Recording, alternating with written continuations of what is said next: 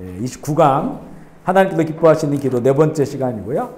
주님께서 가르쳐 주신 그 기도 세 번째 시간인데 제가 자료를 새로 만들어 왔으니까 새로운 자료 보시면 되겠고요. 오늘은 이 말씀을 전하기 전에 이스라엘에 대한 얘기를 좀 간단하게 몇 분 동안 하고 말씀을 시작하려고 하는데요. 오늘 아침에 신문을 보다 보니까 하버드 대학에서 하버드 대학 안에도 이제 팔레스타인 학생들이 있잖아요. 그들이 성명서를 발표했는데 지금 이스라엘의 사태는 전적으로 이스라엘이 그동안 가자지구, 이스라엘 안에 있는 가자지구 또 서안지구에 있는 팔레스타인 그 자치정부죠.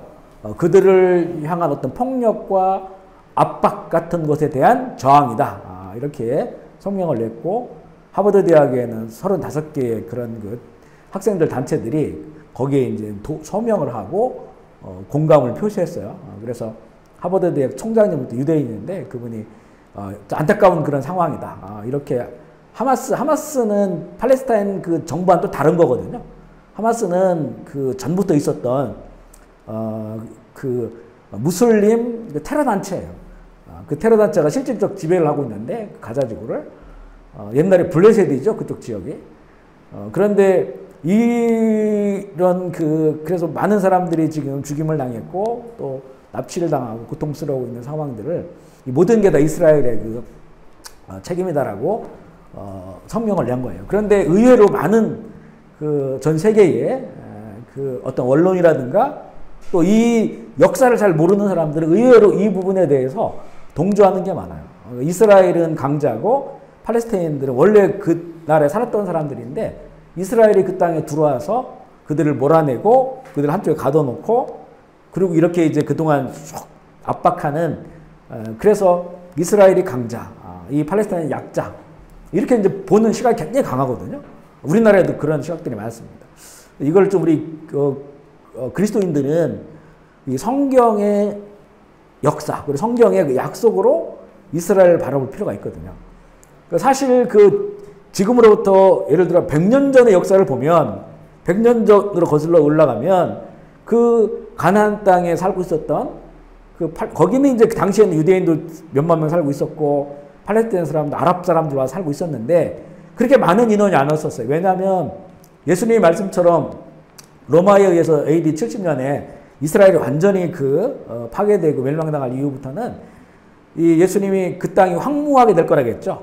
정말 황무하게 됐어요. 무슬림 오스만 투르크부터 해가지고 몇 제국들이 그 이스라엘을 강점했었고 그리고 그 뒤에 대부분 무슬림 나라들이 거의 제 기억엔 1000년 이상 이스라엘을 강점했던 것 같아요. 그러니까 이 기독교, 유대교 하나님 믿는 나라니까 완전히 그 사람이 살 수 없는 곳을 만들어버렸어요. 그래서 18세기 초에 그 이스라엘을 방문했던 어떤 여행가가 쓴 글에 보면 그렇게 아름다웠던 예루살렘이 그곳에서 밤마다 늑대가 울부짖는 곳이 되어버렸다. 사람이 살 수 없는 황무한 곳이 되어버렸다. 이렇게 말할 정도로. 그러니까 그런 상황이었었는데 사실 더 역사 뒤로 들어가 보면요. 하나님께서 아브라함을 부르셔서 가나안 땅으로 이주하잖아요. 지금의 이제 메소포타미아, 이락이나 이런 데 있다가 살다가 와가지고 거기서 잘 보면 돈을 주고 땅을 사요. 헤브론이라는 지역. 그때는 이제 부족 국가들이 나눠져 있었기 때문에 그 이스라엘 전체를 장악했던 나라는 없어요. 소규모 부족 국가들이 살고 있었기 때문에 그래서 아브라함이 돈을 주고 헤브론의 땅을 사죠. 그게 성경에 나와요. 그러고 나서 이제 하나님께서 말씀하신 것처럼 이삭과 야곱 후손들이 애굽 땅에 이집트 땅에 가서 포로로 살다가 이제는 이스라엘로 다시 돌아오잖아요. 가나안 땅으로. 그때부터 계산을 하더라도 그때가 주전 1500년도였거든요. 1500년. 그리고 이제 사사 시대, 그 다음에 지금 우리가 읽는 열왕기 시대, 바벨론에 의해서 나라가 멸망할 때까지 최소한 1000년을 살았고, 이스라엘 사람들이 그 땅에. 그리고 그 이후에도 바벨론에 멸망했다고 할지라도 남아있는 사람이 그 땅에 살았어요. 그리고 또 70년 만에 포로가 귀환해서 예루살렘을 회복하고 또 살고 있었어요. 계속해서. 그리고 로마에서 완전히 학살당하고 됐을 때도 또 남아있는 자들이 그곳에 살고 있었고. 결국에는 100년 전 역사를 보면 그 유대인들이 와서 나라를 빼앗은 것 같지만 더 뒤로 가보면 이건 그들이 살았던 나라. 그들이 살았던 나라인데 그들이 결국에는 로마에서 완전히 패망하면서 흩어지고 된 그런 상황 속에서도 그래도 남은 자들이 살고 있었고 그 아랍 사람들은 이게 어떻게 해서 이 지금 팔레스타인이라고 한 이 사람들 어디서부터 왔느냐. 이거는 이제 사실 아랍 국가에 떠도는 난민들이었거든요. 어디 살 수 없는 사람들이었었어요. 그런데 그들이 18세기 후반부터 시오니즘 운동이 일어나요.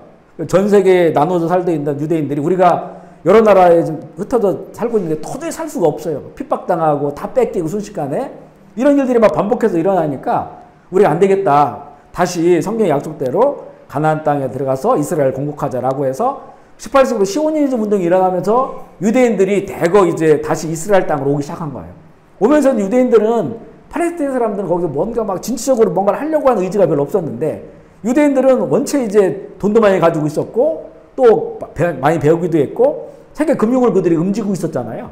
그 나라는 없었지만 이 사람들이 와가지고 이제 키부츠 큰 농장을 만들고 그 황무지를 개간할 때 그때 이제는 일자리가 생기니까 아랍 사람들이 거기 이스라엘에 가나안 땅에 일자리가 생겼구나라고 해서 이스라엘이 오기 시작한 거예요.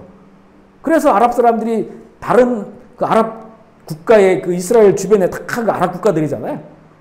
동쪽에는 요르단이죠. 북쪽에는 시리아, 이쪽 동서쪽에는 북서쪽에는 레바논, 남쪽에는 이집트 다 무슬림 국가들이에요.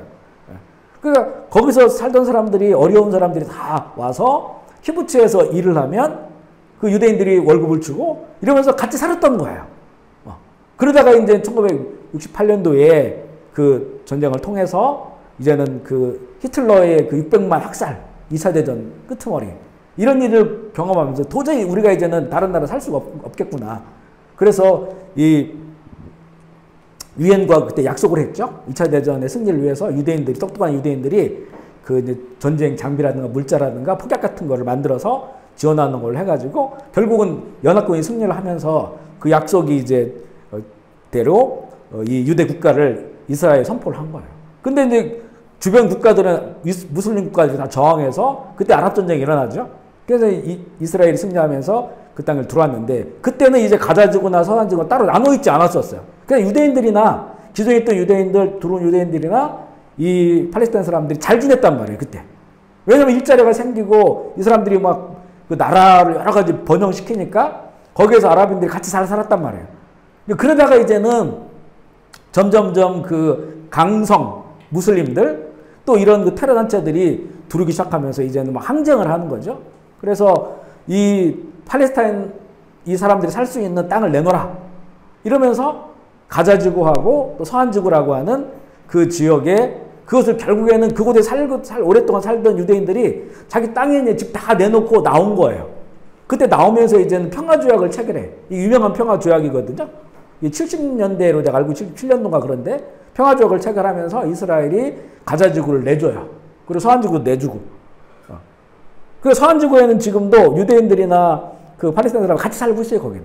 조금 거기는 부드러운 사람들. 근데 이쪽 가자지구 쪽에는 그쪽에 이제 처음에 내줬을 때는 평화스럽게 내줬어요. 그래서 이제 우리가 서로 평화자라는 뜻으로 그 가자지구 땅을 내줬단 말이에요. 과거에 여기가 블레셋 지역에 있었어요. 그런데 이곳에 하마스부터 해가지고 극렬 테러 단체들이 들어오기 시작한 거예요. 초기에는 이런 하마스나 이런 사람들이 가자지구에 있는 팔레스타인 사람들을 많이 죽였어요. 왜냐면 자기들 뜻에 따르지 않는다고 해가지고. 그러면서 그 하마스가 실질적인 지배를 하고 지금 이슬라믹 지하드하고 하마스 이 두 단체가 거기 완전히 장악하고 있어요. 그리고 이제 레바논 쪽에는 끄트머리에 헤즈볼라, 이거는 이제 시리아, 이란 지원을 받고 보코하람 이런 단체들이 다 있고 지금 서로 다 이게 어떤 그 반이스라엘 커넥션을 가지고 그렇게 살아가고 있단 말이에요. 그래서 평화롭게 내줬는데 그곳이 완전히 이스라엘을 없애려고 하는 테러 분자들이 그곳에 들어와서 그곳을 장악하게 돼버린 거예요.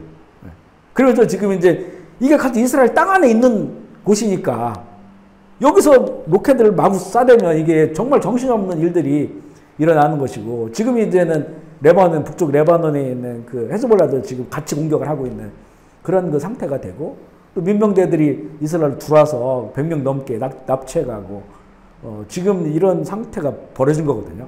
그래서 이 역사를 보면 이스라엘이 자기 땅으로 돌아와서 나라를 찾은 거거든요. 그리고 원래 거기 살던 팔레스타인들은 거기서 오래 살던 사람들이 아니었었어요.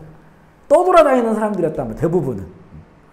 근데 그들이 처음에 이렇게 잘 관계하면서 살다가 그곳에 이제 이런 하마스 이런 과격 무슬림 그 테러 단체들이 들어오면서 지금 이렇게 된 거예요. 그리고 그 사람들은 테러 단체들은 곳곳에 숨어 있어요. 학교에도 숨어 있고 병원도 이러니까 이거를 잡으려면 그곳을 폭격할 수밖에 없는 거죠. 그리고 다 그런 민간인들 다 죽었다고. 그 민간 속에 이 사람들이 다 숨어 있으니까 그렇게 이 전투를 하면 그렇게밖에 할 수가 없어요. 따로 뭐 우리 나라들처럼 뭐 군부대가 따로 미사일이 따로 이렇게 된 게 아니라 다 그 속에 숨어 있기 때문에 굉장히 그런 부분에 어려움이 있으니까 그래서 이스라엘 공격을 하면 민간인들이 피해를 보니까 근데 그것이 하나의 또 이제 그 언론이나 이런 데서 이스라엘에 대해서 비난하고 비판하는 그런 시각을 갖는 거죠. 우리가 지금 이 상황을 잘 봐야 돼요. 아마도 많은 언론, 지금 이제는 이스라엘 피해가 더 크니까 지금 그래도 하마스에 대한 것들이 비판적 여론들이 있지만 지금 세계적 분위기가 점점 가서 이스라엘이 니들 공격할 거 아니겠어요? 만약에 이 군인들이 이제 지상군이 파병되고 들어가서 공격하게 되면 피해들이 있게 되는데 그러면 아마 이게 여론이 확 바뀔 거예요. 이스라엘에 굉장히 비난하고 비판하고 왜냐하면 군사력 같은 거는 비교할 수 없으니까 그렇게 이제 되고 있는 상황들을 우리가 잘 봐야 돼요.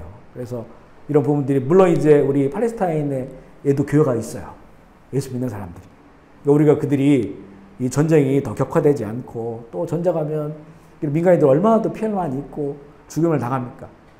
그들을 위해서 또 우리 기도하면서 그러면서 우리 성경을 통해서 이스라엘 역사를 보고 우리가 그 땅이 하나님께서 그 시편 83편에 보면요. 그 수많은 나라들이 이스라엘을 지구상에서 없애고자 논의하는 게 나오거든요. 근데 이거는 지금 수천 년 동안 계속돼 있어요. 사실 지도 보면요.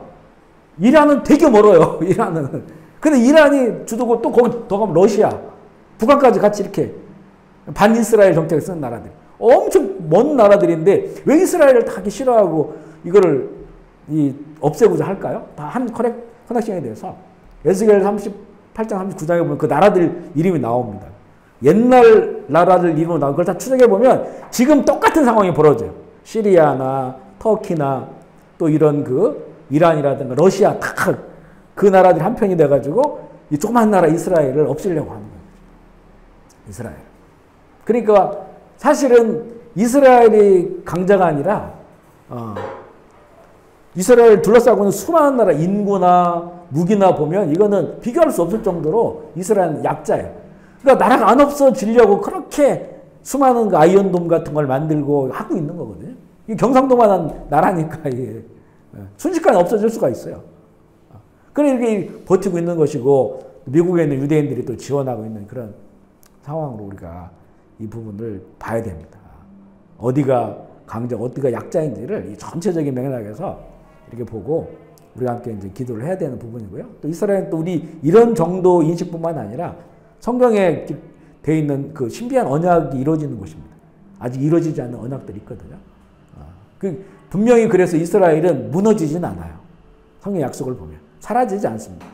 아무리 이렇게 큰 나라들이 다 연합해서 그 나라를 없애려고 해도 이 나라는 존재해 끝까지. 그러면서 이들의 하나님이 참 하나님이라고 한 것을 세상에 증거되는 것이 에스겔서 또 스가랴서 이런 데 다 나옵니다. 그러니까 우리가 그런 일들을 위해서 좀 기도하면서 이 상황들을 잘 우리가 좀 보기를 이렇게 좀 소망을 합니다. 자, 오늘 주님께서 가르쳐 주신 기도, 하나님께 기뻐하신 기도를 우리가 지금 찾아가고 있는데요. 거기에서 예수님께서 가르쳐 주신 주기도문 이 부분을 세 번째 나누겠고요. 1페이지 보시면 우리 그동안 나눴던 말씀이에요. 이게 짧은 기도문이지만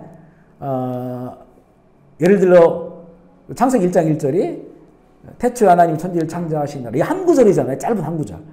근데 이 한 구절에 가지고 있는 그 내용들을 성경 전체적인 부분으로 파악해 보면 굉장히 정말 엄청난 의미가 들어져 있는 거예요. 태초가 언제냐? 하나님 누구시냐? 천지는 뭐냐? 창조. 어떻게 창조됐느냐? 그러니까 하나하나 보면 한 구절이지만 그곳에 깊이가 있는 거죠. 우리가 성경을 읽을 때 어떨 때는 숲을 봐야 돼요. 전체를. 읽어가면서 전체 구도를 보고 하나님의 어떤 원리 이런 걸 봐야 되고 또 어떨 때는 그 한 단어 한 구절 한 구절의 그 깊이를 봐야 돼요. 세상에서 우리가 쓰는 이런 단어가 아니고 하나님이 주신 말씀이기 때문에 그 속에서 이것을 보면 그 더 우리 가운데 어떤 하나님 알아가는 지식을 우리에게 주신 것처럼 이 짧은 기도문이지만 우리 그동안 나눴던 내용들 하나하나 곱씹어 보면 정말 이 안에 정말 큰 의미와 그런 그 하나님의 성품들을 담고 있는 것을 보게 됩니다. 우리 눈으로 한번 볼까요?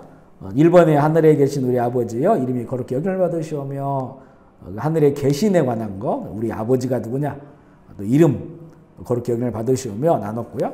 나라가 임하옵시니 하나님의 나라죠. 하나님의 나라의 개념이 뭐냐 하나님 나라의 어떤 세차원 뭐 현재적이고 미래적이고 이런 것들을 나눴고요.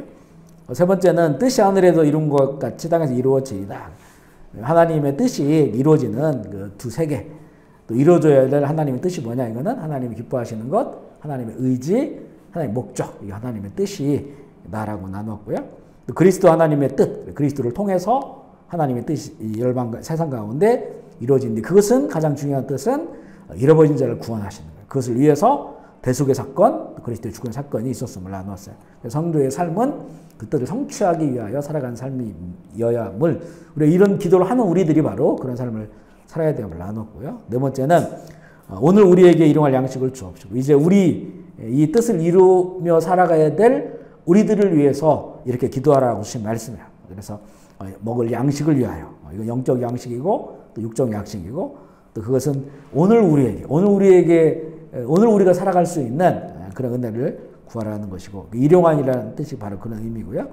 하나님 없이 살 수 없는 존재라고 하는 인식 이런 기도를 하는 우리가 바로 인식을 해야 되고 염려에서 벗어난 길이 바로 예수님이 가르쳐준 이 기도대로 하루를 살아갈 수 있는 그 은혜 그것에 우리가 만족해하고 또 그것을 구하며 살아갈 때 하나님께 맡기고 살아가는 거죠. 염려에서 벗어나는 것이고 다섯 번째는 우리가 우리에게 죄의 지은 자를 사해 준 것 같이 우리 죄를 사하여 주옵시고 용서에 두 가지 차원이 있다겠죠. 하나님을 향한 또 우리 사람을 용서하는 그런 두 가지의 차원 또 용서를 통해서 배우는 사랑 근데 진짜 사랑은 그 용서를 통해서 그 사랑이 흘러감을 나눴고요. 용서란 무엇인가도 나누었어요. 죄사함과 용서, 절대적인 용서 이거는 정말 예수 그리스도를 통해서 우리 하나님께 받은 그 용서 상대적인 것은 우리가 이제 죄를 사해졌을 때 하나님의 그 죄사함의 은혜를 누리는 이런 걸 나누었어요. 용서를 구하는 두 방향도 마찬가지죠. 먼저 하나님께 그리고 우리가 피해를 준 사람에게 용서를 구하는 방향이 있음을 나눴고요. 이제 여섯 번째, 일곱 번째 오늘 하게 될 텐데 우리 여섯 번째는 한번 읽어볼까요? 6번 시작. 우리를 시험에 들게 하지 마옵시고 다만 악에서 주옵소서. 우리를 시험에 들지 말게 하시옵고 시험 그 다음에 악에서 구하옵소서. 먼저 시험에 관한 건데요. 시험에 들지 않도록 하나님을 의지하며 간구하는 것이 우리의 특별한 일이 아니라 일상이어야 함을 가르쳐요. 왜냐하면 우리가 일용할 양식을 하는데 구하잖아요. 일용할 양식을 구한다는 건 매일마다 기도하라는 거죠. 일용할 양식을 위하여.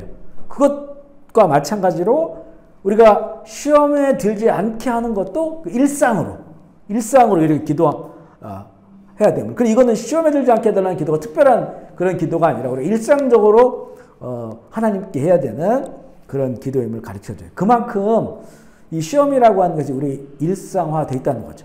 우리가 시험에 들고 또 시험에 넘어지고 시험에 빠지고 시험은 그것이 없었더라면 스스로를 몰랐을 자신의 정체를 보여준다. 이게 이제 아마 이 시험이 우리에게 보여준 긍정적인 그런 면일 수도 있어요. 우리는 왜 자꾸 시험 들까? 어떤 때는 보면요. 말 한마디 때문에 시험 들어요. 아니면 어떤 액션을 보고 또 시험 들어요. 그러니까 그 시험이 여러 가지 정말 다양한 모습으로 나타나요. 하나님을 이렇게 잘 섬기는데 뭐 일들이 꽉꽉 막혀. 이 정도면 풀릴 것 같은데 또 막혀. 이런 걸 반복적으로 경험하다 보면 또 시험 들어요. 의심이 막 생기기 시작해. 그러니까 시험은 결국에는 우리가 하나님을 바로 관계하지 못하고 바로 믿지 못하게 만드는 그 어떤 것들이죠. 이거 어떤 상황 속에서도 올 수가 있는 거예요. 그래서 이게 대화하다 보면 어떤 때는 목사님 때문에 시험 들었어 이런 얘기 종종 듣고 있어요. 보면 전혀 그런 의도가 아닌데 그러니까 뭔가 마음에 불편하고 어렵고 이런 것들 있는 그런 상황 속에서 살짝만 건드려도 시험이 들어버려요. 그럼 이게 어떨 때는 오래 가요. 이게 시험 든 거야. 시험 든 거. 예수님께서 그 말씀을 하신 거예요. 이 시험을 들면 시험 든 그때는 정말 하나님 우리가 바르게 관계하지 못하고 또 이 온전한 그 믿음, 소망, 사랑의 삶을 살아가지 못하니까 아까운 시간들이 사실은 거죠. 아까운 시간들. 시험 들었을 때. 그래서 너희가 일상적으로 시험에 들지 않도록 기도하라. 그리고 시험에 우리가 들었을 때 그때 뭔가 내 속에 이런 게 있었구나라고 하는 정체를 파악하게 돼요. 뒤에도 좀 나오지만 베드로가 너희는 나를 누구라고 하냐 베드로가 주는 그리스도시요 하나님의 아들입니다 라고 했을 때 100점. 딱 그 믿음의 그 어떤 진리죠. 사실을 고백을 듣고 예수님께서 이제는 내가 이제는 죽으러 갈 거다 라고 하니까 바로 그 자리거든요. 그래도 베드로가 예수님 붙잡아요. 그러니까 본문을 잘 보면 예수님 돌이켜. 그러니까 예수님께서 나는 이제는 예루살렘에 가서 십자가에 죽을 거다. 그 가고 있는 거를 붙잡은 거예요, 베드로가. 절대 그런 일 없게 하겠습니다. 그러니까 예수님 뒤돌으신 거예요. 딱 뒤돌으시면서 사단아, 베드로 앞에 있는 사단아, 내 뒤로 가라. 순식간에 시험 든 거예요, 베드로가. 순식간에. 너무 거룩하고 너무 좋고 너무 정답인 그 상황에서 순식간에 시험이 들었어요. 그건 자기 속에 가지고 있었던 우리 저 스승님, 우리 랍비, 저 주님 절대 저분을 우리가 버릴 수 없어. 저분이 죽음을 당한다는 건 말도 되지 않아 라고 하는 아주 인간적인 거죠. 어찌 보면 그게 동료애일 수도 있고요. 동지애일 수도 있어요. 그죠? 끝까지 살고 끝까지 죽자. 멋져 보이는데 이게 이제는 자기를 시험 들게 만들어버린 거예요. 순식간에. 바로 그러면서 베드로가 느꼈겠죠. 이게 이렇게 시험이 되는구나. 난 정답을 말했지만 이게 이제 또 예수님 뭐라고 말씀하냐면 이거는 네 생각이 아니다. 네 혈육을 통해 안 게 아니야. 이거는 어떤 세상 지식이나 누구한테 배워서 안 게 아니라는 거야. 하늘 아버지께서 너에게 지금 알게 하신 거라는 거예요. 그러니까 그런데 바로 하늘 아버지께서 알게 하신 정답을 말했는데 내가 가지고 있는 생각들이 확 돌아버렸죠. 그러면서 이제는 시험에 들었죠. 시험에 들었다.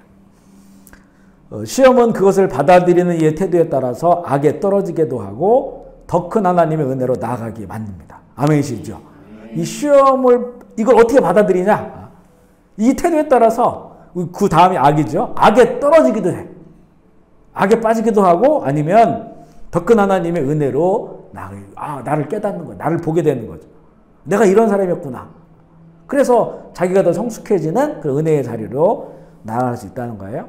시험의 의미, 예수님께서 말씀하신 시험은 이 시험은요 테스트가 아니에요. 템테이션이에요. 우리나라 이 말로는 시험이라고 그걸 테스트도 시험이고 템테이션도 시험이고 이렇게 성경에 이렇게 많이 해놨거든요. 근데 이거를 잘 봐야 돼요. 그러니까 하나님께서는 테스트는 하셔요. 이건 하나님께서 내가 널 시험한다라고 말씀하셔요. 근데 하나님의 시험은 템테이션이 아니에요. 하나님 우리를 미혹하고 또 유혹해서 뭔가를 막 빠지게 하고 이렇게 하시는 분이 아니라는 거죠. 하나님 그렇게 시험하시는 분이에요. 그러나 테스트는 해요. 테스트. 광야의 여러 시간들이 이들이 정말로 그 신명기 8장의 말씀처럼 그들이 정말 그 재물, 사람의 능력을 가지고 사는 것이 아니고 하나님 위해서 나온 말씀으로 사는구나 라고 하는 것을 하나님께서는 알아보기를 원하신다는 거예요. 테스트하기 원하신다. 그래서 하나님은 테스트는 하시지만 템테이션 이거는 사단 마귀가 하는 거예요. 사단 마귀가. 여기서 말하는 이 시험은 템테이션이에요. 시험에 들지 않도록 미혹과 유혹에 빠지지 않도록 기도하는 거죠. 그래서 이 시험의 넓은 의미는 뭐냐면 생각과 마음이 하나님께서 요구하시는 순종에도 떠나 어떤 죄를 향하도록 이끄는 힘, 그 상태 이게 이제 시험 든 거예요.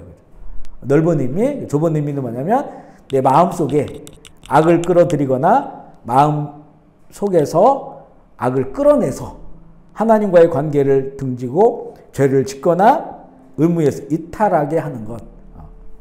이건 이 좁은 의미지만 이게 더 악함으로 나타나는 거죠. 그러니까 넓은 의미의 시험은 이거는 하나님의 말씀을 순종하지 못하도록 하는 어떤 그 죄를 향하도록 이끄는 그 힘과 그 상태. 근데 좁은 의미는 이렇게 나에게 적용되는 것은 이게 이제 이 속에 빠져버리면 결국에는 이 내 속에 있는 그런 우리 다 내 속에 악이 있어요. 그죠? 주님 만나고 그날까지 천국 가는 그날까지 우리 속에 죄성이 나 있단 말이에요. 그죠? 그게 이제 끄집어내져요. 그래서 결국에는 하나님과의 관계를 등지고 죄를 짓거나 의무에 이탈하게 하는 건 시험 든 거죠. 그 상태까지. 이 정의는 우리 이 책 저자인 김남주 목사님께서 하신 정의입니다. 두 번째, 복음서에서 시험을 주는, 시험의 주체는 누구냐? 첫 번째는 보면 마귀가, 그죠? 예수님께 찾아오잖아요. 40일 금식 기도한 예수님께 광야에 찾아와서 예수님을 시험해요. 그죠? 그리고 또한 제자들을 시험해요. 우리 마태복음 4장 1절 말씀 읽어볼까요? 시작. 그때 예수께서 성령에게 이끌리어 나가사. 보면 여기 보면 굉장히 예수님의 상태도 주체적이에요. 그죠? 그냥 예수님 가만히 계신데 시험한 자가 온 게 아니고 시험을 받으러 가셨어요. 누가? 성령께서 이끌어서. 그러니까 우리가 이렇게 신앙생활을 하는 중에 하나님께서 우리를 이 시험에 허락할 수 있다는 거예요. 이 시험을 당하는 그 환경에. 예수님은 물론 그 시험 속에서 오히려 더 마귀를 멸하시고 시험에 그 빠지지 않는 예수님께서 결국엔 히브리서에 보면 시험은 받으셨지만 시험에 빠지지 않으신 예수님께서 시험도 우리를 도와줄 것이다 라고 하는 그런 말씀이 나오죠. 그런 것처럼 우리도 성령께서 우리를 더 견고하게 또 우리 스스로를 볼 수 있는 이런 상황들로 우리를 이끄실 수 있다는 거죠. 시험 속으로 우리를 내보내신다는 거예요. 우리 지난번에도 제가 신학교 다닐 때 이야기를 했잖아요. 지금 생각해보면 우리 신학교 다녔을 때가 저한테는 시험의 공간이었던 것 같아요. 시험의 공간. 많은 여러 가지 어떤 시험들이 있었어요. 근데 거기에 넘어지고 거기에 빠지고 그래 방황하는 그런 시간들을 보냈어요. 그런데 결국 그게 거기로 끝난 게 아니고 이걸 돌이킬 수 있고 돌아볼 수 있는 은혜를 주신 거예요. 그 돌아보니까 아 세상이 이런 방식으로 마귀가 나를 시험하는구나 라고 하는 것을 알게 되니까 성경을 보니까 우리 전에도 나눴지만 이 마귀는 다 이미테이션이에요. 창조적 능력이 없어요. 그러니까 이 사람에게 먹힌 거 이 사람에게 또 하고 이 사람에게 하고 그런 거예요. 창조의 능력이 없으니까 하나님께서는 각자의 독특한 상황에 따라서 그걸 이끌어가세요. 굉장히 창조적인 능력으로 이끌어가세요. 그러니까 우리는 내가 만난 하나님은 정말 특별한 하나님이죠. 그러니까 하나님은 동일하시지만 내가 만난 하나님은 내 인생 가운데서 너무 이제는 세밀하시고 모든 것까지 다 그 말씀하시고 그 속에 하나님의 사랑을 주시는. 근데 마귀 사탄의 시험은요 비슷해요 다.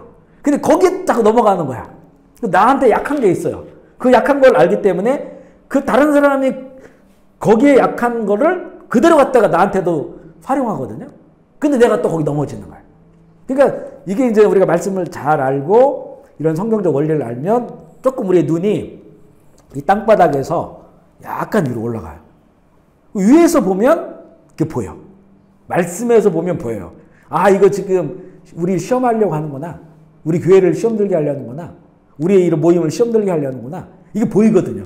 근데 거기에 빠져요. 거기 또. 빠져가지고 그 힘든 시간들을 보내는 거예요. 그러니까 우리가 이제 이런 말씀을 배우고 또 성경을 읽고 묵상하면서 점점점 우리 눈이 뭐 정말 하나님 같은 눈까지는 아니겠지만 이게 위로 좀 올라가게 돼. 거기서 이렇게 쳐다보면 마귀나 사단이 하는 그 짓이 똑같아요. 예수님을 유혹한 그 시험이 지금 똑같이 우리에게 와요. 이 돌을 가지고 떡이 되게 해서 떡으로 변화시켜서 떡이 돼 그걸로 배를 채우라는 거예요. 생명 언쟁을 하는 거예요. 어떻게 돌덩이 가지고 우리 생명을 살아갈 수 있어요. 근데 지금 다 그 돌덩이, 이번에 보니까 막 전쟁에 이런 분위기가 되니까 막 금값이 쫙 올라갔더라고요. 금 돌덩이잖아요, 돌덩어리. 그런 거에 목숨을 걸게 만들어 버리는 거예요. 그리고 이제 예루살렘 성전 막 사람들이 바글바글한 그 성전에 떨어지면 너 하나님 널 받아주지 않을 거냐. 받아주면 너는 스타가 되는 거 아니야? 메시아가 되는 거 아니야? 욕하는 거예요. 내 이름 내고 내 명성 내고 유명해지는 거 다 거기에도 빠져버리는 거예요. 사단의 영혼을 팔아버리는 거예요. 그리고 이제 세상에 좋은 거 다 보여주고 나한테 절을 하면 이거 다 줄게. 이거 거짓말이죠. 사단의 것이 아니기 때문에 줄 수 없지만 주는 것처럼 속이는 거예요. 그래서 그 세상에 어떤 재물과 돈과 이런 데 가진 성취와 성공 이런 걸 위해서 이 사단과 손을 잡는 거예요. 그죠? 이 시험이 똑같이 지금도 와요. 교회에도 이 시험이 옵니다. 교회에도. 교회가 더 커지는 거, 교회가 더 부자가 되는 거 이런 거 옵니다. 대부분 그래서 이제 그 이거를 요한 1서에는 이걸 안목의 정욕, 이생의 자랑 하나가 또 뭐죠? 세 개인데 육신의 정욕, 안목의 정욕, 이생의 자랑 그죠? 안목의 정욕은 눈으로 보는 거, 눈으로 화려하고 좋고 이런 걸로 추구하는 거예요. 이생의 자랑, 자기 이름 내고 싶고 그죠? 그러니까 이게 이 마귀가 했던 시험이 똑같이 우리 시대에 똑같이 와요. 이거를 이제 잘 우리가 좀 분별하고 조금만 위에서 보게 되면 이게 시험이구나. 그래서 여기서 예수님이 이렇게 말씀하신 그때로만 하면 이 시험이 안 빠지거든요. 안 넘어가요.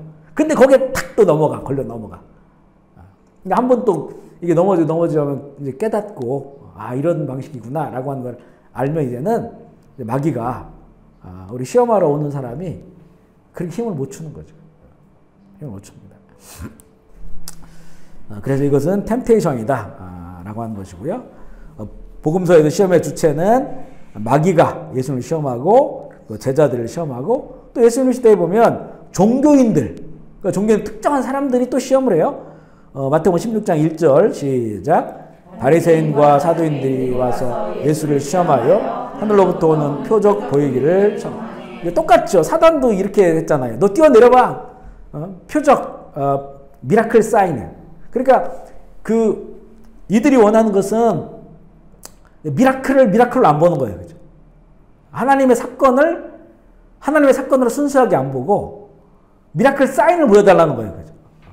그러니까 사실 그 미라클이 예수님께서 그동안 해오신 이적, 기적, 이거 사실 표적이거든요. 이걸 통해서 그 사건을 보고 사람들이 와 하지만 더 중요한 건 뭐냐면, 어떻게 이런 사건들을 이분을 통해 일어났을까?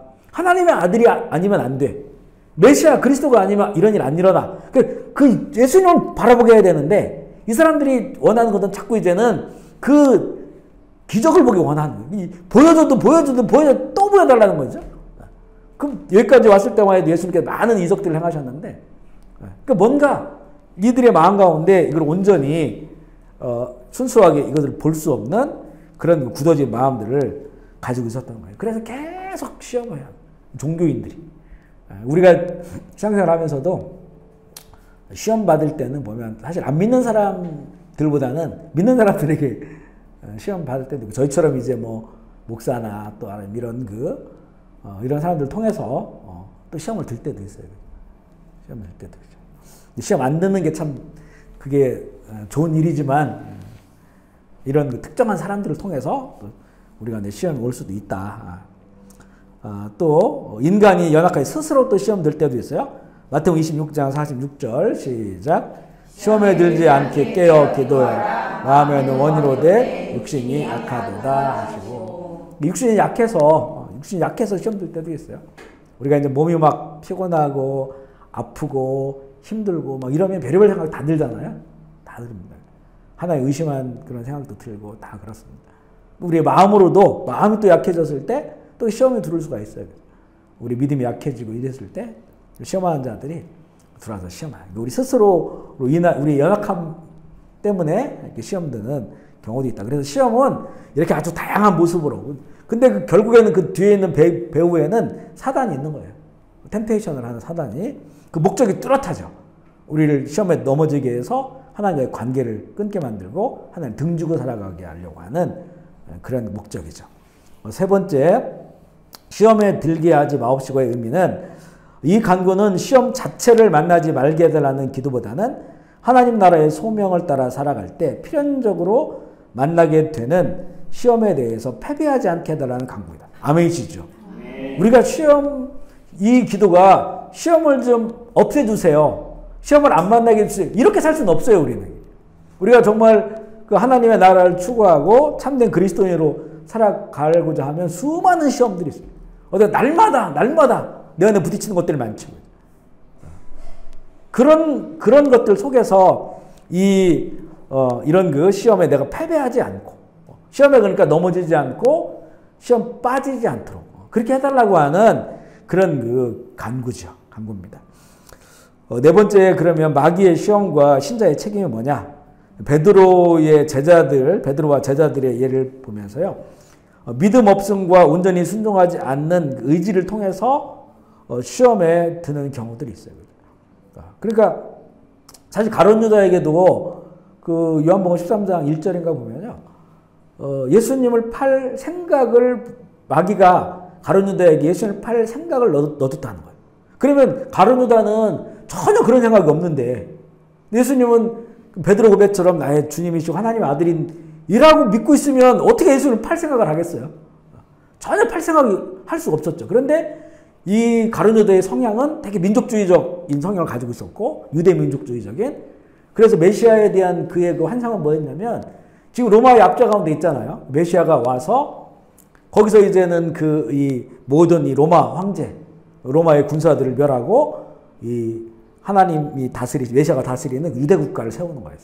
그 예수님이 그렇게 하실 수 있는 분야의 능력이 있으셔서 봤어요. 옆에서 그거를. 오병제가 그 5천 명이 넘고 먹고 어마어마한 일들을 죽은 사람 살리시고, 이 능력을 로마 황제를 향해서 군인들을 향해서 사용하면 얼마든지 해방될 수 있는데 하나도 안 사용하고 오히려 욕 얻어먹고 두들겨 맞고 십자가의 길을 가려고 한단 말이에요. 본인이 죽으시려고 한단 말이죠. 그러니까 완전히 민족주의가 안 맞죠. 거기다가 가룟 유다는 성경에 보니까 돈을 좋아하는 사람, 회계를 맡았잖아요. 이런 그 성향들, 그 안에 있는, 그러니까 마귀가 우리를 시험한다 할지라도 그렇다고 해서 100% 마귀의 책임이 아니라는 거예요. 마귀는 나의 빈틈을 다 파고 들어가요. 나에게 약한 것, 내지는 내가 추구하는 것, 내가 아직 십자가에 못 박지 못했던 것, 버리지 못했던 것, 그거를 추구하고 들어오는 거예요. 제가 늘 얘기하지만 저 같은 경우에는 그 사상적인 거 했었어요. 젊을 때 그 사상을 추구했고 사상에 아주 빨려 들어갔단 말이에요. 그러니까 그 부분에 대해서 이게 깨지는데 오래 걸려요. 10몇 년이 걸렸어요. 이게 아주 자유함을 얻는 데 있어서. 그걸 통해서 계속 들어오는 거예요. 삐딱하게 보게 하고 이렇게. 우리는 굉장히 의롭다고 생각하고 스스로는. 그러니까 이런 그 신자의 책임이 있다는 거예요. 그런 것들을 우리가 영적 전쟁해서 이거를 십자가에 못 박고 치우지 않으면 결국 그 통로를 통해서 이 시험하는 자가 들어와서 시험에 빠지게 한다는 거죠. 결국 그 가룟 유다가 그런 생각들을 가지고 버렸으면 거기까지 가지 않았는데 이게 생각이 이제 실행하잖아요. 이게 이제 죄악입니다. 죄악에 빠져버린, 뒤에 나온 악에 빠져버린 거예요. 실행되면서. 그러면서 결국 정말 저주받은 인생같이 되죠. 다섯 번째, 마귀의 시험과 인간의 마음. 여기 나오네요. 요한복음 13장 2절. 읽어볼게요. 시작. 마귀가 벌써 시몬의 아들 가룟 유다의 마음에 생각을 넣었더라. 그죠? 마귀의 시험은 인간의 마음 안에 있는 의지와 함께 일어난다는. 성령도 의지를 가진 사람의 마음에 역사하시고. 아멘이십니까? 성령도 우리가 성령님의 의지가 하나도 없으면 침묵하셔요. 인격적이라고 하셨죠? 인격적이라고. 그 예수님께서 나를 따르라고 했을 때 따라야지. 싫어하고 벗어나면 예수님과 상관없는 사람이 된다는 거예요. 똑같아요. 성령님으로 우리의 의지로 성령님을 영접하고 성령님을 추구하고 사랑하고 기뻐하고 받아들일 때 그만 역사하시는 것처럼 이 마귀 시험도 사람의 마음 안에 있는 의지와 함께 일어나요. 그러니까 우리 마음이 전혀 마귀의 시험에 대해서 의지가 없어. 왜냐하면 죽었어. 그게. 있다고 해도 미미해. 이러면 이제 시험은 만나지만 시험에 빠지지 않는 거죠. 시험은 수시로 만나죠. 빠지지 않는다. 가룟 유다는 이미 돈에 대한 욕심과 예수님을 배반할 수 있는 의지를 가지고 있었고 그것이 숙성된 상태에서 마귀가 완전히 그를 사로잡아버린 거죠. 그래서 시험에 들게 하지 말아달라고 간구하는 우리는 늘 자신의 마음을 성령에게 두고 마귀에게 틈을 주지 않도록 날마다 힘써야 한다. 아멘이시죠? 사실 우리 영적으로는 중간지대가 없어요. 영적으로는. 이게 마귀의 영이냐 성령이냐 이거예요. 이 중간지대는 없어요. 옛날에 뭐 캐톨릭이 그 연옥이라고 했던 데가 있죠. 연옥. 그래서 우리 조상이 죽으면 천국도 아니고 지옥도 아니고 연옥에 머물러 있다가 너희들이 이 땅에서 좋은 일 하면 그러니까 베드로 성전을 질 때 거기다 헌금을 많이 하면 연옥에 있던 너희 부모님이 천국으로 간다. 이 중간지대가 없다는 거예요. 영적인 세계의 질서가 마찬가지예요. 영적인 중간지대가 없는데 우리는 너무 중간지대를 만들어 놓고 많이 살려고 하는 거예요. 그러니까 우리가 늘 자기를 돌아보면서 영적인 상태를 성령 안에 거하는 그런 상태로 우리가 확인하고 또 이 점검하고 해야 되지 이 부분을 그냥 가만히 놔두면 스물스물해서 이게 이 마귀의 영, 사단의 영이 들어와요. 그래서 이런 시험들을 통해서 또 넘어지고 하게 되기 때문에 우리 영적인 그 싸움, 영적 그 전쟁에 대해서 능한 사람들이 되어야 함을 또 이런 것들을 통해서 알게 되고요. 여덟 번째 시험을 허락하시는 하나님의 지혜예요. 첫 번째는 우리 안에 무엇이 있는지를 보게 하십니다. 우리 안에 있는 죄는 지성에 대해서는 속임으로써 합리화시켜요. 제가 그랬어요. 제가. 우리 지성. 이거 가지고 합리화해. 내가 이렇게 하나님 기뻐하시는 게 아니거든요. 그런데도 스스로 막 합리화해. 합리화합니다. 우리 지성이 그렇게 되는 거고 정서와 의지는 강압으로 작용합니다. 이제 이게 시험에 빠져버리면 내 감정 같은 것들이 확 묶여버려요.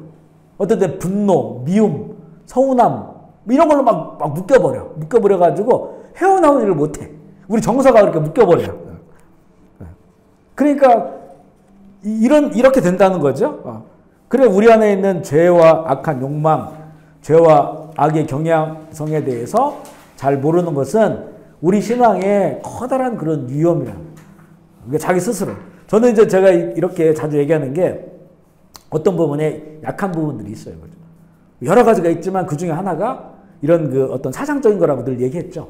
사상적인 그런 부분들에 대해서 그 약함들이 있어요. 이런 것들은 지금은 참 자유함을 얻었어요. 또 이제 본성적인 부분에 있어서 또 약한 부분들이 있어요. 사람마다 그런 것들이 있을 겁니다. 있을 거예요. 어떤 사람들은 보면 막 내기 같은 거 하는 거 좋아하는 분 있어요. 내기. 모든 걸 다 내기해. 그러면 또 그 순간은 재밌고 즐겁지만 이런 것들을 통해서 내가 또 그런 쪽에 시험에 빠질 수가 있다는 거죠. 그 성향과 기질들이 다 있는 거예요. 이게 내가 어떤 부분에 취약한지를 영적으로 이렇게 보는 것이 참 중요합니다. 둘째는 이거는 이제 우리에게 시험을 허락하시는 그 이유예요. 다시 하나님만 의지하게 하시는 거예요. 이 간구는 우리의 시험의 상태를 알려드리려고 하는 것이 아니라 내가 지금 시험을 만났습니다라고 하는 것을 알려드리려고 하는 게 아니라 시험을 만날 때마다 온전히 하나님만을 붙들지 않으면 언제든지 미끄러져서 악에 빠질 수밖에 없다는 사실을 일깨워주고 있습니다. 아멘이시죠? 굉장히 중요한 말씀이에요. 왜냐하면 예수님께서 이거를 기도하라라고 말씀하는 거는 그 시험을 만났을 때 너희들의 힘으로 안 된다고 하는 것이에요. 그걸 알려주는 거예요. 너희들의 어떤 그동안 살았던 뭐 신앙의 경험 또 뭐 신분, 목사라는 신분 이거 가지고 그 시험을 이길 수 없다는 거예요. 그래서 오직 하나님께만 의지하고 예수님께서도 그 시험 당했을 때 다 하나님의 말씀으로 다 이기시잖아요. 말씀으로. 그만큼 하나님을 바라보고 있었다는 거죠.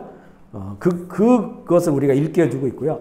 비록 하나님의 나라를 위하여 살아가는 사람일지라도 자기를 신뢰하지 않고 오직 하나님만을 의지하게 하시기 위함이기 때문에 우리에게 이 기도문을 주신 거예요. 시험에 들지 않게 해달라고 기도하라고 말씀하신 거예요.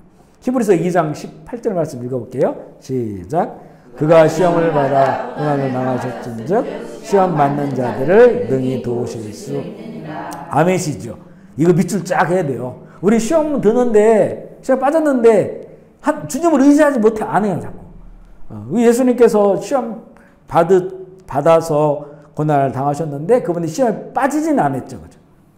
시험 받는 자들을 능히 도우실 수 있는 그런 주님이라고 하는 것을 우리가 신뢰하고 믿고 주님을 의지하면 그러면 주님께서 얼마든지 우리가 그 시험을 극복하고 이어 나갈 수 있는 그런 힘과 의지를 주시고 우리에게 돌파구도 주시고 출구 전략도 주시고 이렇게 하시는 거죠. 아멘이십니까? 7번 볼게요. 마지막 기도. 다만 악에서 구하옵소서. 시험을 만났을 때 하나님께서 우리를 지켜주시지 않으면 반드시 악에 빠지게 된다. 시험에 넘어졌을 때, 시험에 빠졌을 때는 이렇게 악으로 간다는 거예요. 악의 의미는 뭐냐면 구약성경에서 보면 악을 포네로스, 헬라어인데 포네로스의 그 의미는 첫 번째는 악 자체를 사단을 가리키기도 하고 하나님을 알지 못하거나 알면서도 하나님의 말씀을 거스르는 그런 상태. 이걸 이제 악에 빠진 상태로 볼 수 있고요. 두 번째는 하나님의 뜻을 거스르는 것에 대한 하나님의 판단 결과로서의 악. 요즘 우리가 읽는 열왕기서에 보면 하나님 악하다 이렇게 표현하시죠. 악하다. 이미 사람은 하나님 어떤 기준에서 악한 상태가 되어 있는 상태죠. 이것을 하나님께서는 악이다라고 판단을 하는 거예요. 원래 그 빠져있는 그 상태도 악이지만 하나님께서 그것을 판단하는 거예요. 악이라고 판단하는 그런 상태에도 이 포네로스라고 하는 의미에는 그런 의미가 있다. 첫 번째는 악의 배우인 사탄. 그것을 통해서 사탄을 통해서 하나님의 말씀을 거스르는 그런 상태고 두 번째는 그 거스르는 것에 대해서 하나님께서 판단하는 결과로 악하다라고 이렇게 말씀하고 있고요. 신약성경에서 악은 첫 번째는 마귀 똑같이 마귀 그리고 둘째는 악하고 비열한 사람을 묘사하는 단어예요. 이 그 내용마다 다 성구가 있는데 너무나 많아가지고 성구는 따로 읽지 않고요. 악하고 비열한 사람을 악하다라고 묘사하고 세 번째는 악한 것, 나쁜 것 이것을 이제 악하다라고 표현하고요. 네 번째는 육체의 그 연약함도 악하다. 그 내용은 여기 있어요. 고린도서 12장 7절 한번 읽어볼게요. 시작. 여러 계시를 받은 것이 지극히 크므로 자만하지 않게 하시려고 육체에 가시 곧 사탄의 사자를 주셨으니 이는 나를 너무 자만하지 않게 하려 하심이라. 지금 사도 바울은 자기의 몸의 육신의 질병을 이거는 악하다라고 합니다. 그러니까 내 몸에 사탄의 사단이 보낸 무언가가 있다는 거잖아요. 그가 내 몸에 있다는 거예요. 그러니까 아예 물론 모든 질병의 상태를 이렇게 악하다라고 표현할 수는 없어요. 하지만 그 최소한 이 사도 바울에게 있어서는 자기가 하나님의 그 계시, 예수 그리스도를 통해서 받은 계시가 너무나 커. 그리고 세 번째 하늘까지 갔다 왔어요. 그러면 자기는 내가 사람인지 사람을 초월한 어떤 존재인지 이게 혼동이 올 수 있단 말이에요. 그리고 죽은 사람도 살리잖아요. 안수하면 성령을 받고 막 방언하고 이런 역사가 일어나잖아요. 사람들이 다 신비하다고 봐요. 그리스에서 그런 사건들이 있었을 때 사람들이 막 이 사람은 헤르메스다, 또 이 사람은 제우스다 막 이러면서 신으로 높이잖아요. 이런 그 존재예요. 그런데 내 안에 나를 그렇게 내가 그런 놀라운 것들을 경험하고 봤기 때문에 또 그런 일을 내가 행하기 때문에 너무 자만하지 않게 하려고 내 육체에 가시가 있는데 이건 곧 사탄의 사자다. 질병. 늘 느낄 수 있는 이 질병이에요. 그래서 이것이 사탄의 사자처럼 악한 내 육신의 질병으로 이 악함이 내 안에 있지만 이거는 하나님의 은혜고 하나님의 뜻이다. 자만하지 않게 하려고 함이라. 그래서 이 두 가지로 보죠. 하나는 간질로 봐요. 간질. 하나는 안질. 눈의 질병. 이 간질로 보는 경우에는 당시에 이제 어떤 사탄의 사자, 어떤 관용어처럼 간질이 있는 사람들을 사탄의 사자가 그 안에 있다. 악한 것이 들어왔다라고 본단 말이에요. 만약에 저도 어렸을 때 이제 그 주변에 그 우리 동네 마을에 간질 환자들이 많았어요. 지금 캄보디아도 많습니다.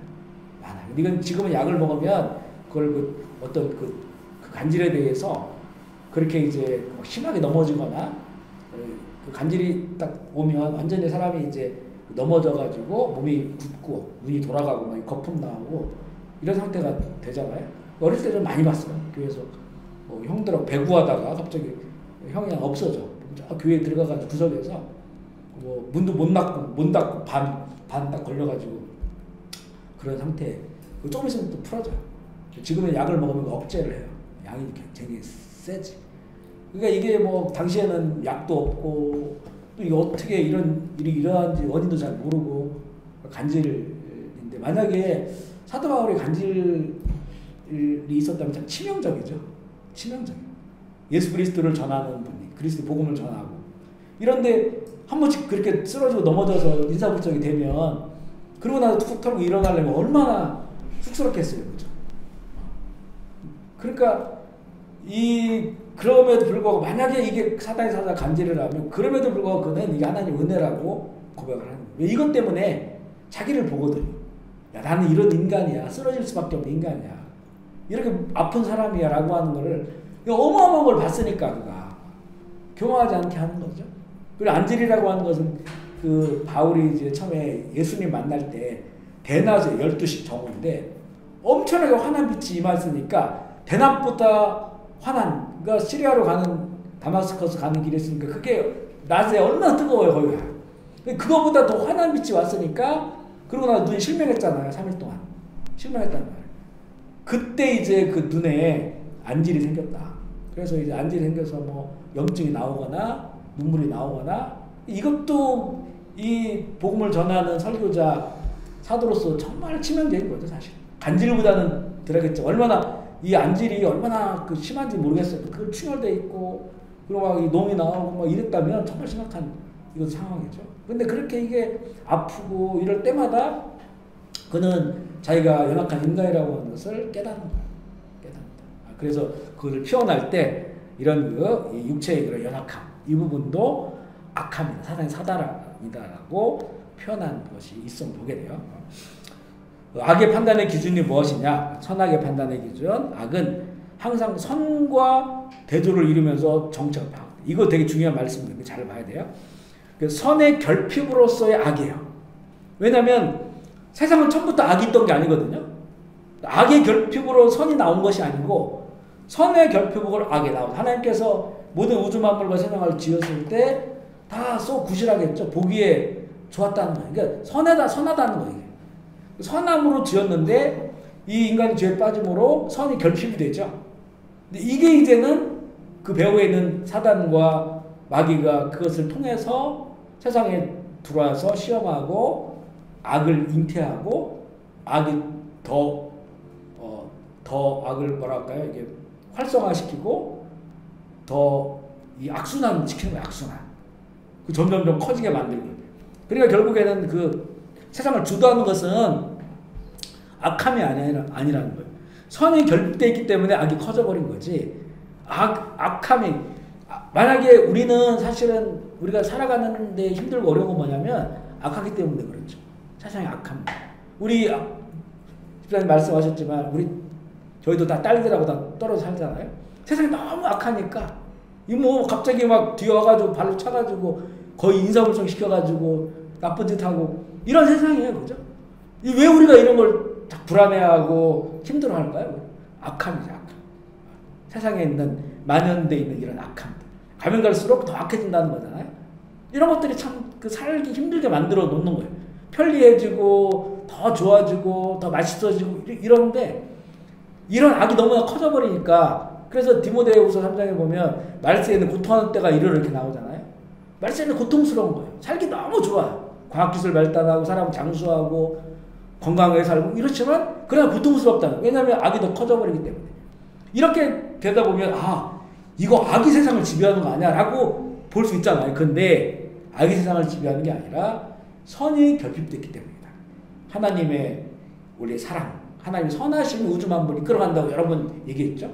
그런데 우리 죄에 빠진 인간들이 이 사단의 시험에 들고 미혹에 넘어지면서 악을 잉태하고 악순환되고 이게 점점점 커져버리니까 이게 세상을 지배하는 것처럼 보여져요.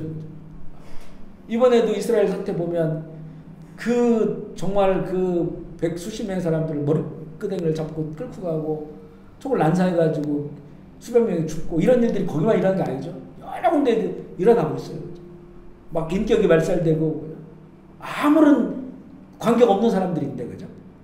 이런 것들이 악이죠.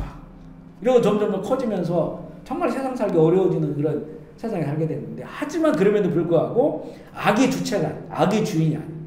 하나님의 사랑이 하나님의 선하심이 주체예요. 그 결핍됐기 때문에 악이 커져 있는 것이다. 그러니까 결국 이 악은 다 하나님의 심판 후에 다 소멸된다고 하는 것을 성경이 보여주고 있어요. 그러니까 이렇게 우리가 멀쩡한 몸에 병이 들어오잖아요. 똑같은 거예요. 그러니까 선한 것에 악이 기생하는 것 같은 그런 악은 그러니까 기생하는 존재인데 이게 자꾸 커져 보이니까 이게 주인인 것처럼 행세를 하게 되는 것처럼 우리가 이제 보여요. 그때 우리가 자꾸 절망하고 넘어지고 막 이러는 거죠. 그러니까 영적인 질서로 보면 전혀 그게 아니다. 하나님의 선하심과 하나님의 사랑하심이 이게 더 온전하고 이게 영원하고 이게 더 큰 것인데 우리가 이제 죄악에 빠진 인간들이 결국에는 그것을 그 결핍으로 인해서 악이 이렇게 판을 치는 것이다. 그리고 이 악에는요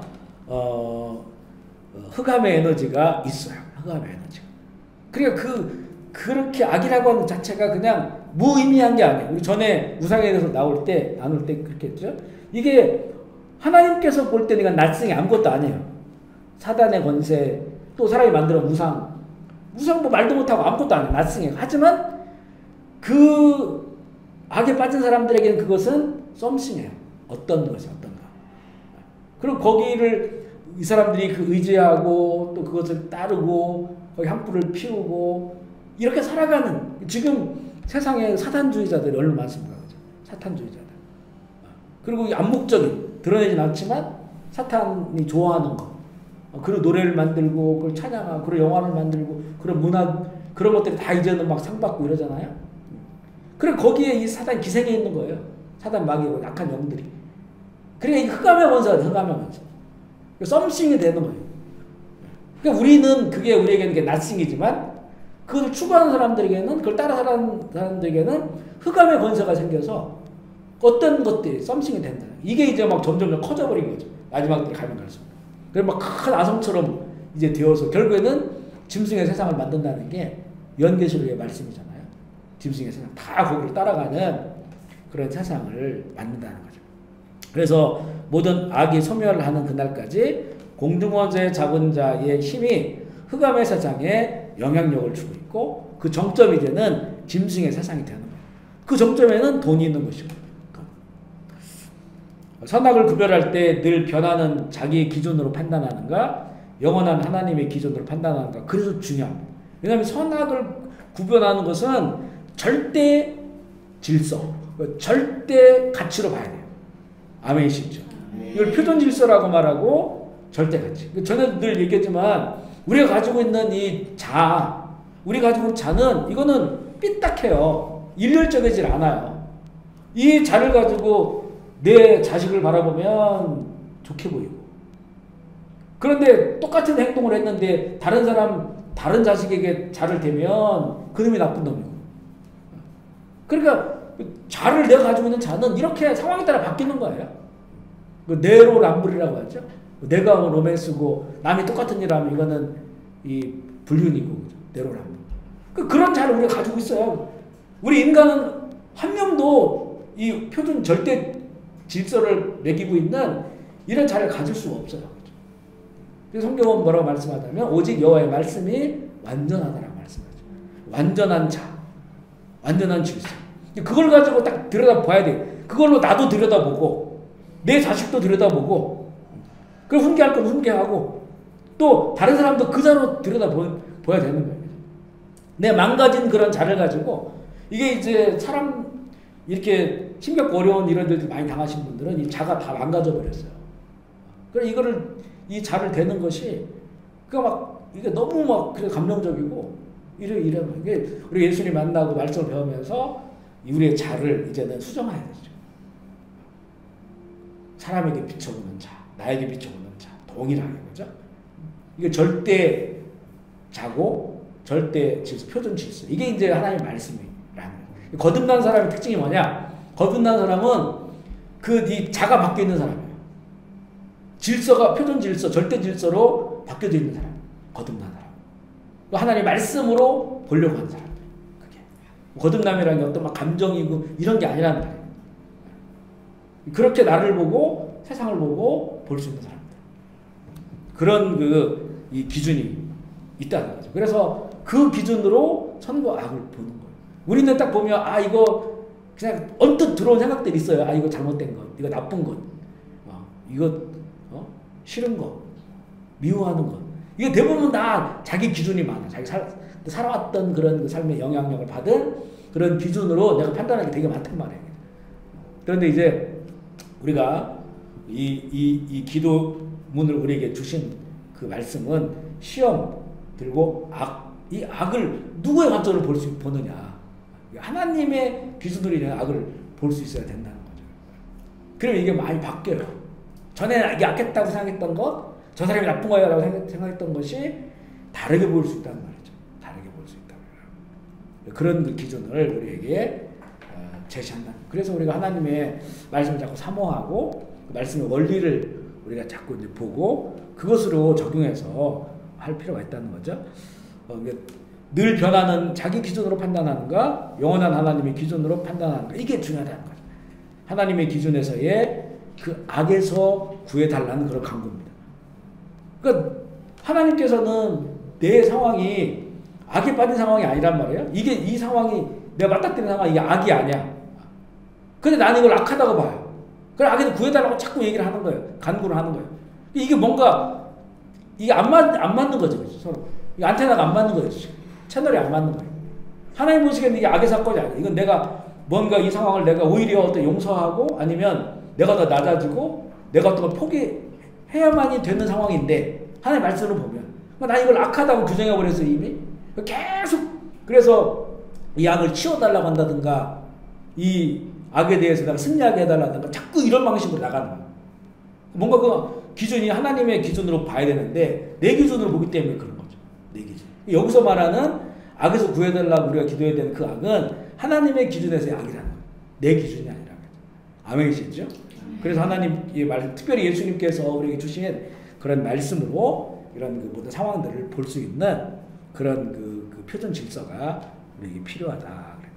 하나님께서는 우리가 창조의 목적대로 살 수 있게 믿어야 할 규칙과 살아야 할 교훈들로 이루어진 계명을 주셨어요. 계명의 뿌리는 하나님의 의지, 창조의 목적입니다. 악은 하나님의 계명을 어기거나 순종하기에 모자라는 것으로서 하나님의 창조 목적을 거스르는 거다. 이게 바로 악에 빠진 그런 상태를 말하는 것이고요. 세 번째, 죄, 신과 악, 이위를 이렇게 이제 보여주고 있는데, 죄와 악은 밀접한 관계가 있어요. 따로 떨어질 수가 없죠. 그런데 성경은 그래서 이거 합치는 거죠. 죄, 악이라고 하는 단어를 많이 사용해요. 죄악. 죄는 인간의 영혼 안에 있는 어떤 경향성이에요. 이거 우리에게 다 있어요. 우리 안에 경향성, 마음 안에서 하나님을 대적하려고 하는 그런 그 상황으로 이게 작용을 합니다. 악은 그 마음의 성향이 나타나서 죄가 실행되는 상태를 말해요. 그러니까 우리 마음 안에서 이렇게 예수님 말씀에 보면 우리 속에 어떤 사람이 내가 싫어하는 행동을 했을 때 그 사람이 미워지는 마음이 있죠. 그러니까 우리의 그 성향을 다 가지고 있어요. 우리는 그 성향을. 우리가 살아있는 사람인 이상. 내가 이거 막 싫어하는데 누군가 그런 일을 하고 있어요?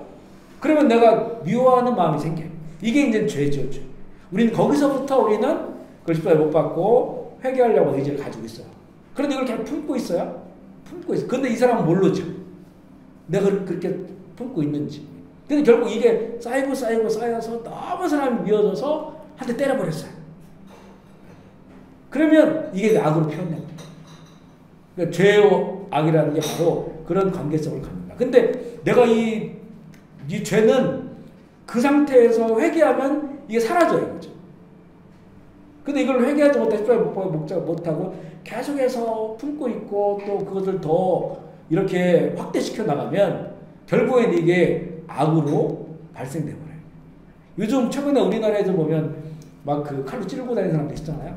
이게 갑자기 우발적이냐? 그렇지 않다고 대부분 얘기해요. 왜냐하면 그 사람들이 뭔가 그런 거에 대해서 막 어떤 영화라든가 게임이라든가 이런 거에 막 빠지는 사람도 있고, 그 어떤 젊은 여자 사람을 죽여서 막 토막내고 이런 일 있었잖아요. 계속 그런 것들을 보는 거예요. 그런 거를 볼 때 혼자 그냥 보고 끝난다고 한다면 이게 악으로 빠지는 않죠. 그렇지만 그 속에는 죄가 막 잉태되는 거죠. 근데 이게 결국 현실로 딱 나타나게 되었습니다. 그런 것들이 이제는 죄악이 되어지는 거죠. 세상에 악함으로 나타나요. 악함으로. 내 죄와 악의 그런 관계다. 그래서 내 속에 떠오르는 이런 죄성부터 여기서부터 우리가 해결하고 처리하지 않으면 결국 이걸 품고 더 키워버리면 이게 이제 죄악으로 나타날 수 있다는 거죠. 그래서 그 처음에 가인이 아벨을 이렇게 아벨에 대해서 아벨의 예배를 하나님 받으시고 자기 예배를 받지 않았을 때 분노를 표출한다.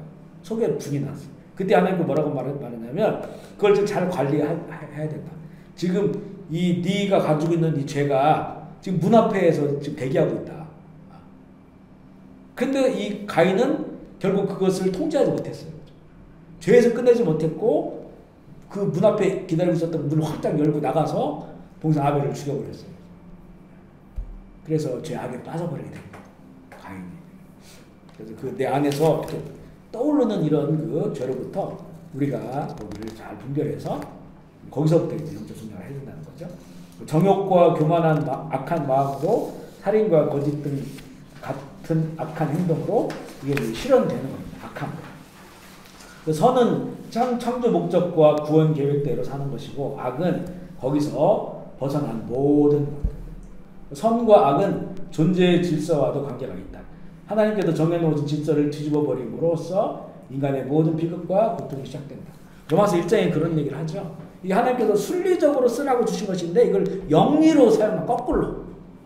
남자와 여자를 만드셔서 순리로 한 몸을 이루고 살아가게 하셨는데 남자와 여자와 여자가 영리로 해버리는 거예요. 그러니까 이런 것들이 결국에는 어떤 그 여리고성의 멸망이라든가 소돔과 고모라의 또 노아 홍수의 그 심판이 결국에 이거 다 창조의 목적에서 다 뒤집어 버리는 거예요. 다 엎어버리는 거예요. 그러니까 사실 이게요, 이 동성 결혼을 합법화한다? 이거는요, 이거 하나님에 대한 엄청난 대적이에요. 왜냐면 동성애가 있어, 이미. 동성애가 있어요. 그렇지만 그것을 사람들의 그 법에서는 허용하지 않아요. 결혼을 허용하지 않아요. 그러니까 뭔가 이제는 잡고 있잖아요. 그러니까 하나님의 어떤 원리가 그 나라와 그 시대를 잡고 있어요. 동성 결혼을 합법화시키지 않아요. 동성애는 이미 사람들의 악이 존재하니까 이런 것들이 있어요. 그 안에. 그런데 이거를 사람이 한 나라의 국가 법이 허용했다?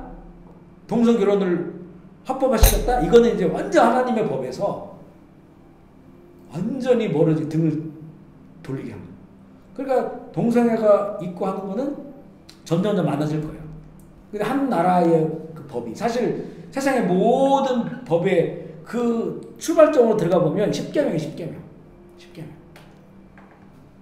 그런데 이거를 하나님 주신 계명을 완전히 뒤집어 엎어버리는 거예요. 괜찮아. 좋아. 이러면 그 시대가 그 나라가 완전히 악함으로 확 들어가. 악함 빠진다. 하나님의 진노가 더 커져요. 우리나라도 지금 계속해서 이 어떤 그 혐오방지법이라든가 이런 게 그런 것들로 포장해가지고 계속 동성애와 관련된 것들이 자꾸 올라오거든요.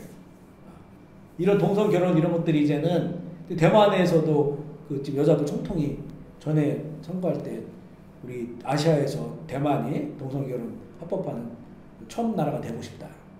우리 서울 전에 이렇게 죽은 시장도 들어가신 시장도 서울이 아시아에서 처음 되는 그런 도시가 됐으면 좋겠다. 합법화시키는. 그랬단 말이에요. 그러니까 이거를 합법화되는 것과 이미 존재하는 것과 또 달라요. 법적으로 이걸 합법화시켰을 때 우리나라가 엄청난 이제는 그 어떤 하나님의 진노 가운데 들어갈 수밖에 없어요. 그 우리나라가 어떤 나라인데, 그죠? 예루살렘 같은 나라 아니에요. 동방 예루살렘. 그러니까 이게 우리는 이제 전쟁이라고 하는 이런 늘 리스크가 있잖아요, 우리나라에. 근데 이거는 결국 주님 오실 때까지 전쟁이 안 일어날 수도 있고 전쟁이 일어날 수도 있어요.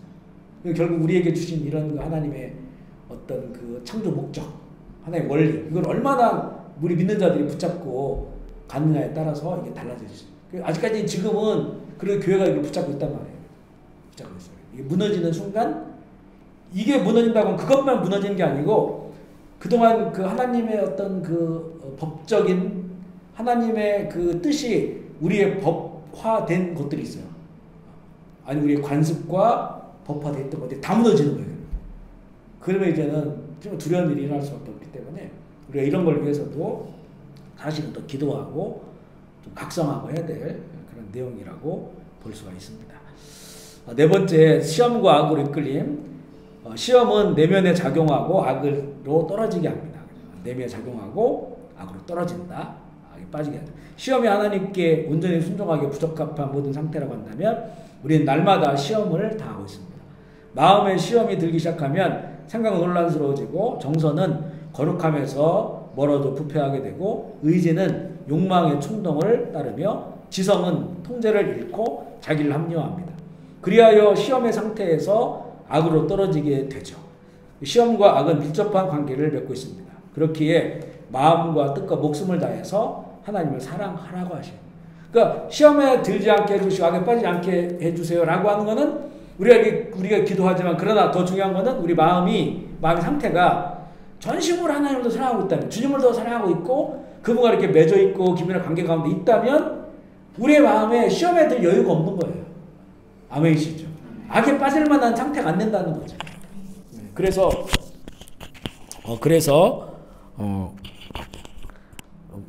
우리의 마음이 늘 하나님을 향해 이게 이제 늘이라고 하지만 이렇게 늘 가꾸기는 참 쉽지 않습니다. 너무 시험과 악이 많으니까 그럼에도 불구하고 우리가 우리의 마음을 하나님께 드리고 특별히 이제는 우리 일주일에 한 번씩 예배가 있잖아요. 뭐 새벽기도도 있고 주일 예배 있지만 우리가 이렇게 그때그때마다 예배 드릴 수 있다는 건 그때 다시 한번 우리의 마음을 다 잡아보고 다시 더 주님을 사랑하는 마음으로 찬양하고 예배하고 이런 것들이 우리를 살아가게 하는 거예요. 사실 이 시험과 악에서 이길 수 있는 사람으로 살아가게 하는 거다. 다섯 번째, 은혜의 도우심이 필요하죠.